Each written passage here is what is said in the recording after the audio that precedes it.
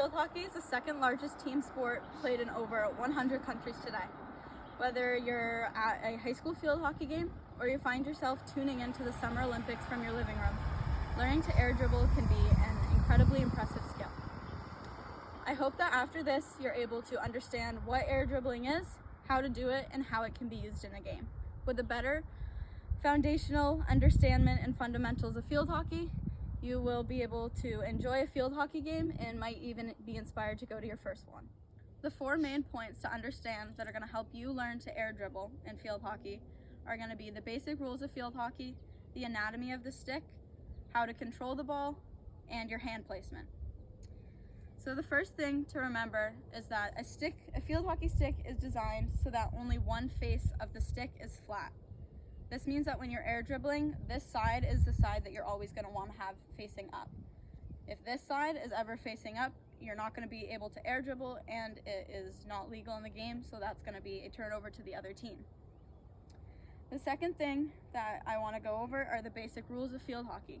In field hockey, the ball is never allowed to touch your feet.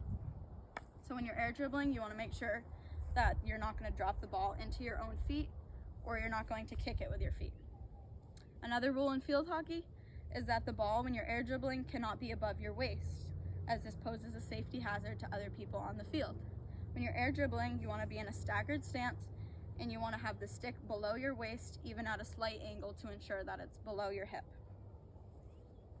The next important part of air dribbling is going to be your hand placement. To start, you're going to take your left hand and you're going to put it at the top of your grip, which is going to be located at the very top of your stick. Your right hand is going to go at the point where your stick meets your grip, which is usually about halfway. This is the hand placement that you want at all times when you're air dribbling. If your hand is too far down, you'll get called, and if your hand is too far up, you'll have no ball control. This is another thing that leads into air dribbling, is ball control. When you have the ball, you want to have just a slight bend in your elbow, and you want to lightly pulse the stick. You don't want to be swinging your wrist, because then you're going to have no control over the ball and you're going to lose the ball, or you're going to get a whistle and it's going to be the other ball's team. So to start out, I'm going to put the ball about 2 feet in front of me, and on turf it's oftentimes hard to scoop up the ball from a standing position. So oftentimes it's easier on turf, which I'm on grass right now, but on turf it would be easier to pull it back towards me and bounce. So I'll do that again. So I have the ball here. I'm going to have my hand at the top, the middle, and this is universal. Even if you're left-handed, this is how most players will play, just because it's easier. I'm going to drop my left foot. I'm going to pull this.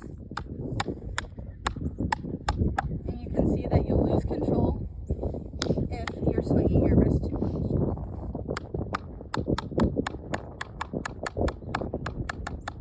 And once you've got this motion down, you can practice running with it. And like I said, air dribbling is an incredibly impressive skill, and I hope that by this video you were able to maybe be inspired to watch a field hockey game or just have a better understanding of the game.